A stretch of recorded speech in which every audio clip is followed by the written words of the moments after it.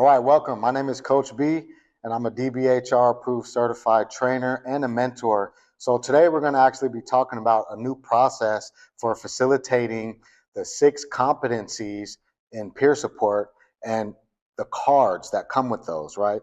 These are skill check kind of cards. They're a way to identify in real time the competency level of the participants in the class. So the first thing I would do before opening the communication module at all, now let's just say I'm a trainer coming in for this particular module. I may not have been there earlier in the week, but I'm here for this module.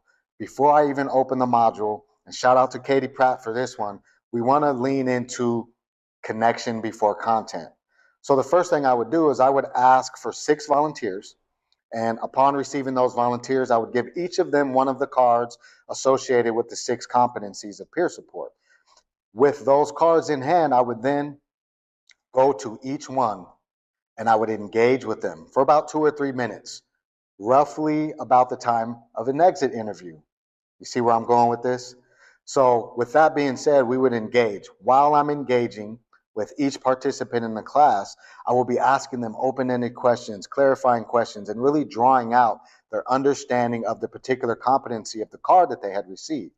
While I'm doing this simultaneously, the best practice is to have a co-trainer, co-facilitator in the background using an easel board, documenting all of the skills. How am I attending this peer? Am I using open-ended questions? Am I using humor? Am I matching their body language? And so while my co-facilitator is documenting all these things, this will eventually lead to the debrief and the introduction of the cards as an integrated process for the rest of the week. And this is when we will explain that the cards can be earned with essentially voicing skill checks. And we'll talk about that a little bit later, but for now, I'm going to get into a demonstration of what that looks like in real time.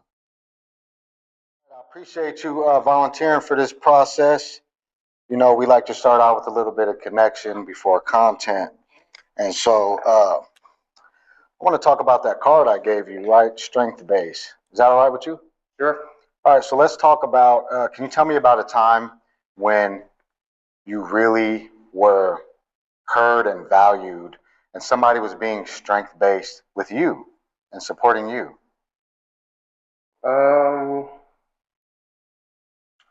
So a time when I was being heard and valued is when I would go to my counseling sessions, SUD treatment, and I would tell them, like, I keep on trying, and it doesn't seem like anything's working. And so my counselor would tell me that, or my sponsor, he would tell me that, you know, the fact that I keep on trying would be is like is a good thing because it identified what I want to do, and the fact that I keep on trying is, you know, like, it's not giving up, you know. Yeah. So what I hear you saying is you were able to have a strength identified by your whoever the support person was. When you were saying basically nothing's working, you had a negative attitude towards it, and they say, "Well, actually, you showing up is a strength." Right. Right. What did that do to support your recovery? Um, it gave me hope, really, and it gave me motivation to know that, you know, I might not have got it all the way in this time, but to keep going and to keep coming back, That's what they be saying, and it gave me motivation. How do you think you're going to utilize the tool, and we call these a competency, right, of being strength-based when you're supporting a peer? Being strength-based, I think that the skill of knowing how to identify a peer's strengths and reinforcing that, and talking about that with them is going to have the same effect that it did on me, really. Yeah, and that's how you're going to use it as a peer supporter in the future? Definitely. All right, thank you. Now, check it out. So there are a few key things to think about when using these cards effectively, right? And I think the first important thing is that forward training, right? These cards are just rewards, but they prepare participants for their exit interviews and future peer interactions. Yeah, competition and game style dynamic, right? So think about the competition piece. It's kind of like playing a game throughout a whole training, so it makes it kind of fun, right? The active earning cards bring a game-like element to the training, keeping the experience interactive and fun. Yeah. Engagement is the outcome. Engagement is always the outcome. And I think for me, I think it's like about creating those reps, getting those reps in. So the process of collecting and reviewing those cards really reinforces the repetition and the mastery of those core competencies. Absolutely. And more importantly, or equally as important, are the data points for trainers. Okay. The number and types of cards earned actually have a physical representation and can highlight which competencies are well understood and which may need more attention from the facilitator. Okay. So I think what you're saying is like the class competency reflection piece, right? The number of cards the trainer has at the end really reflects the overall competency of the class in the areas that are needing growth. Yeah, I think that about covers it. And then you think about it supporting activities. So the cards integrate seamlessly into various training activities, reinforcing participation and engagement. Yeah. The collect all six effect, encouraging participants to collect all six cards, fosters motivation and a sense of accomplishment, and they can double as the back of the cards are blank. So they can use them as like flashcards or a place to take notes for each of the competency that it represents. Absolutely. Really a way to keep that information. I love it. And it really encourages that engagement, right? And as each person receives the card, they'll feel like empowered and motivated and really driven to participate more actively. And I want to say this piece that's really important is that modeling the mutuality, right? These cards demonstrate mutual recognition and validation, right? Which are all key principles in peer support. Exactly. So let's break down why this approach works so well and the benefit it brings to the training experience. I like it. Number one, it boosts engagement by making learning interactive and rewarding. Participants stay invested in the process. Yeah, absolutely. And there's something about like that mutual recognition, right? That act of earning and distributing cards fosters a culture of acknowledgement and appreciation. Mm-hmm. And it enhances retention. So participants are more likely to remember and apply principles when they are reinforced in an engaging manner over and over and over. It also supports exit interviews. You want to talk about that? Yeah, absolutely. I think the supporting of the exit interviews is huge, right? That repetition and the application of those core principles really prepare the learners and the individuals who are in these classes in preparing for their exit exams. Absolutely. And we talk about things like creates data for trainers, but also it supports different learning styles, communication styles, and it creates that mutuality when we're doing the opening exercise. Content is never supposed to be before connection, right?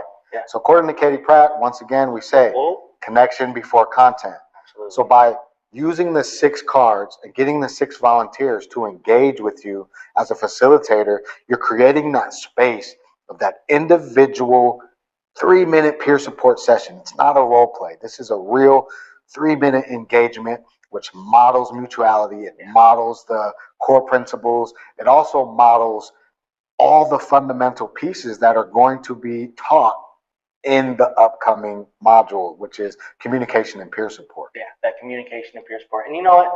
All of that is about that engagement, right? And anytime I can promote fun and healthy competition like these cards provide and bring like a game-like dynamic, it adds energy, excitement, and connection to the learning process. Yeah.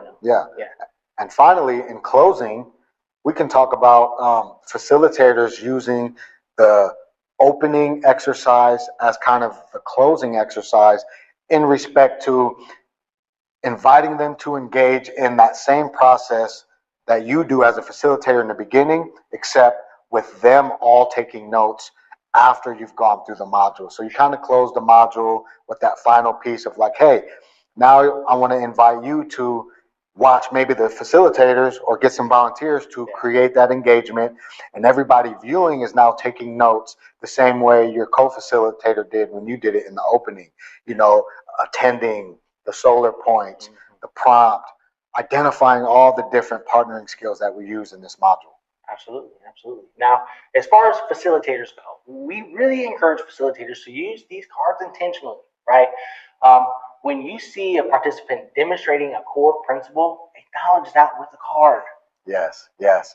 And there's a way to do it, and there's a way not to do it. Yes. So I set a goal this morning of walking 100 steps, and I did that walking from the parking lot. So I set a goal. Can I get a card? Bree, you had something? Hey, yeah. So I set a goal this morning of like 100 steps, and I reached that goal walking from the parking lot. So do I get a goal setting card? Actually, let's talk about that a little bit, Bree. So you have some experience with setting goals. Yeah. And that's worked for you? Yeah. And so now in terms of getting a card, right, we really want to lean into the competency piece of it. It's kind of like a skill check, right? Okay. And you've done those already. Yeah. Okay, so let's talk about, you know how to set goals. You've set a goal, you've achieved a goal. How would you use that knowledge as a peer supporter when you're supporting someone else to help them set goals? Well, I guess I would think about my own experience, but still ask them, like, what goals do you have? And maybe open-ended questions, and then maybe think small. Like my goal for the day is 1,000 steps, but I just started with 100 this morning. So maybe looking at small steps first and asking them what they want to do. Exactly. That's also what I heard you say is you would share a little bit of your story, right? Because you telling them about your 100-step goal versus the 1,000 steps, the bigger goal, is actually sharing a part of your story, and then you're allowing them to share with you what they want to do. Yeah. So now that is worthy of a goal-setting card. And once you get your card, we're going to ask you to head over to the board and kind of paraphrase how you earned your card. So this board lives in the space of the classroom for the rest of the week, and then anybody can use it later on, take a picture of it towards the end of the week, and all these different cool quotes will end up on the board. Does that sound good? Yeah, that sounds great. Just to reinforce, we aren't looking for people to just say, hey, I pointed out someone's strength, can I get a card? We're really thinking about the receipt of the competency, right? We're trying to think as facilitators how a proctor would view their acknowledgement and their understanding. So you're getting a receipt for a tool received. These are tools. These are competencies, right? So when somebody has demonstrated receipt of that competency and done so in a way that hits all the benchmarks, then you bestow upon them this card.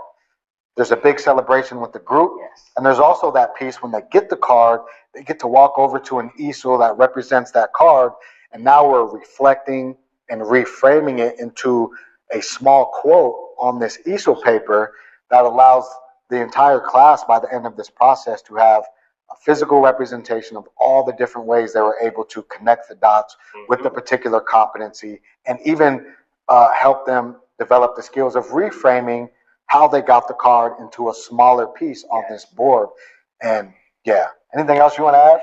I just think the power of paraphrasing, right? The way that I got this card, the way I understand this core principle, right? And then adding it to that easel is supportive of the entire classroom to see how I use my language.